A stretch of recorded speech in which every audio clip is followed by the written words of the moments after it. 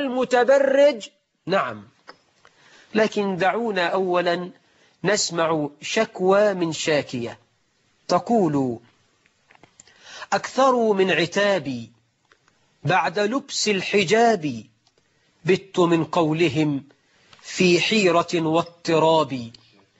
حدثوني فقالوا: مذ لبست الحجاب خانك السعد عودي كالسحابة. ولكن كيف أنزعه؟ كيف لي أن أزيل ذا الحجاب الأصيل؟ صار مني كبعضي سرت فيه جليلا.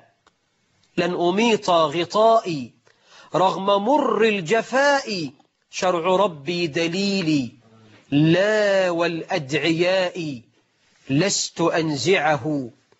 كيف أقصي حجابي بعد صدق المتاب؟ كيف أعصى إلهي ضل عني جوابي؟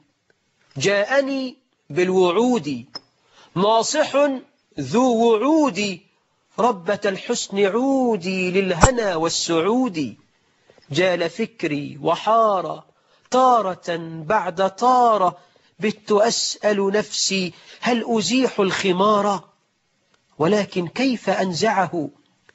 من يعش في الهداية لم يمل للغواية.